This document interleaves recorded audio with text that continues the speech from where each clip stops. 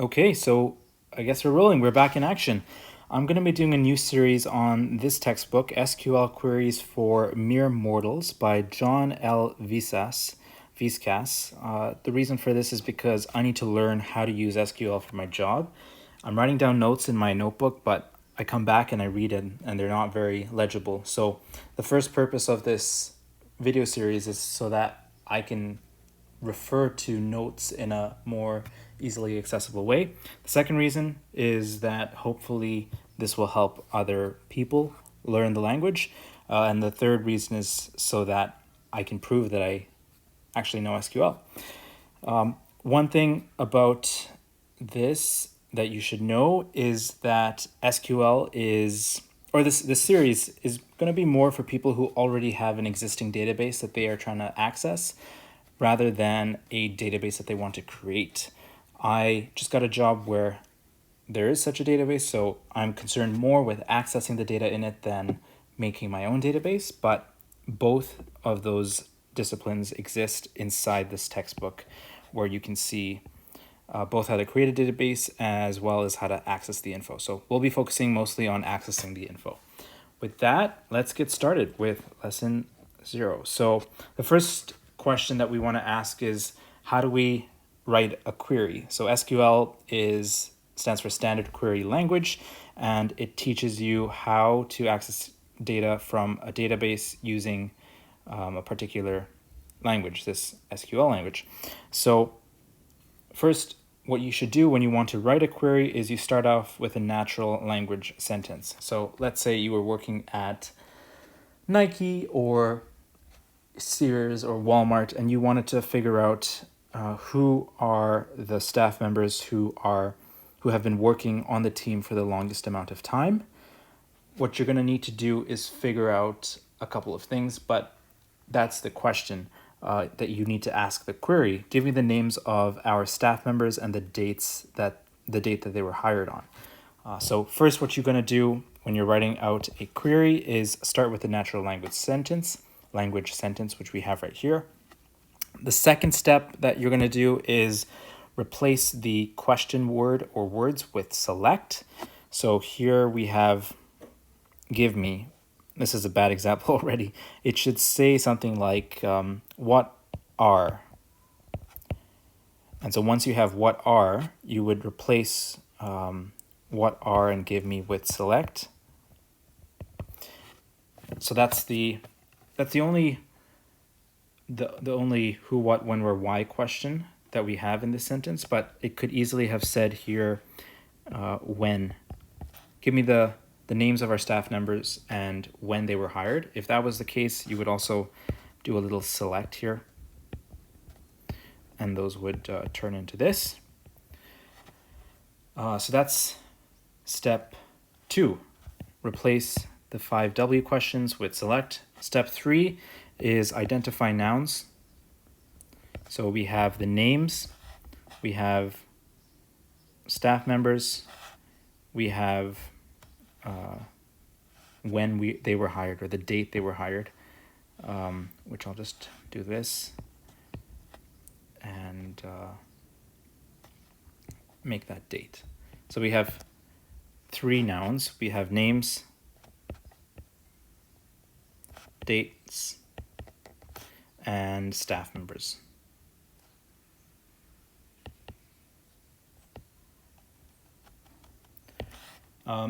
Now that you have those nouns will be either columns or sources. So they're going to be either items or sources. Items refer to columns and sources refer to tables. So names will probably be a column / item. Dates will probably be a column as well. Item. And then staff members will probably be a table. And a table is a source of information, like an Excel sheet. And this is called a source. So now that you know this, we have the beginnings of our of our query. It's a select. We have these three different things that we are looking for. And the next step is to remove. We've done step 3. Step 4 is to remove all other natural language words, save for those which are SQL operators. And this is something that you learn by reading and writing lots of SQL operators. So you know that select is an SQL operator, the is not one, of, our, and. So basically what you do is you don't rewrite it, you don't just eliminate it, you just take the words that are sensitive and you make a new query out of that. So select goes at the beginning, select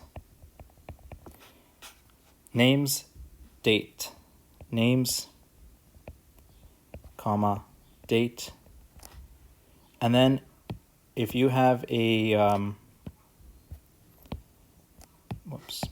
if you have a table, you don't just write the table name, you write from before it. From staff members. Oops.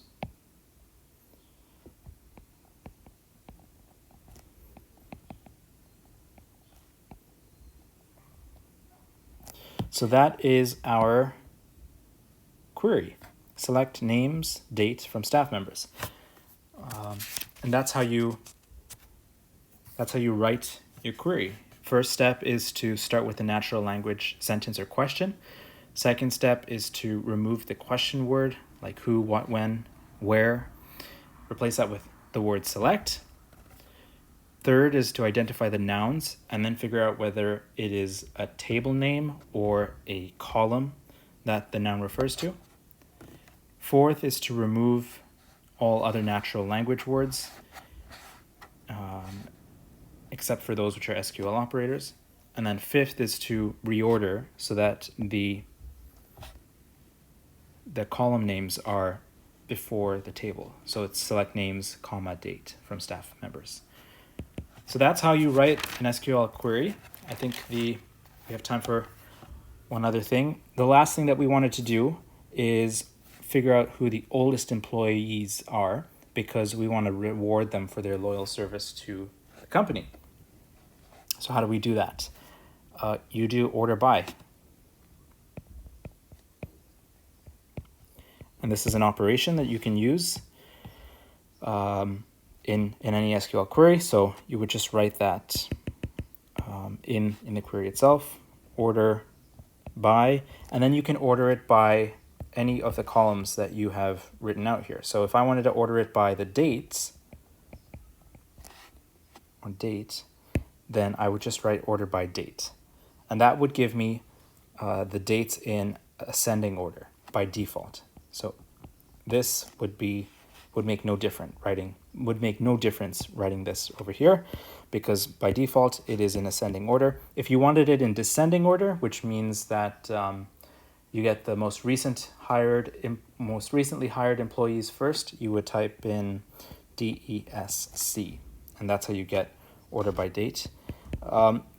Just so that, here's a cool trick, simple trick that I use when I'm trying to remember what ascending and descending means. So if I'm writing out, like let's say we have a graph, this is ascending, so smallest to largest, or oldest to newest, and then descending is largest to smallest, or newest to oldest. And the way that I remember this is that's an A, and then I just think of how the beginning of a D is like a downward slope. So you might find that useful too.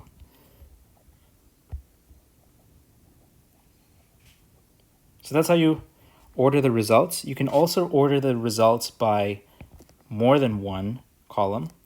They're not exactly called columns, they're called items. You can order it by more than one item. So if I did date names, then that would give me a result where you know, if let's say we had 5 employees all hired on Jan 5th, 1991.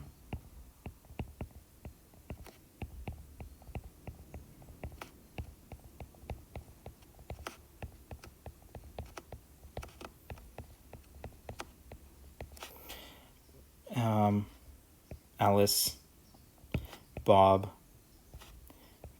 Carlo, Diego, Eugene. It's in ascending order. It's in ascending order. We have the same date. So it's within that date range, all of these names are ordered in ascending order. So then it would be like 1491. It could be Sylvia, whatever. So if all of these dates have the same, if all of these, yeah, when the date is the same for multiple entries in a database, then we have a next ordering, and a different way of ordering it by names, and that's where the name ordering convention comes in. You can also order them differently, where it could be date descending, just to make this clear, date descending, names ascending. What this means is that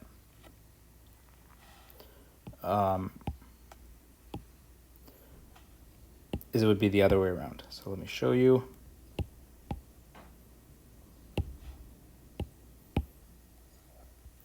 Instead of Sylvia going at the top there, Sylvia would go at the bottom. And then this would be the exact same thing, where it's like 1691, Bob, yeah, Bobby. So that's how the date is descending. It's because it's newest to oldest. You can also switch it the other way. Names descending. And what that would mean is Bobby and Alice, or Bobby and the last person on the list, Sylvia, would switch lanes, places.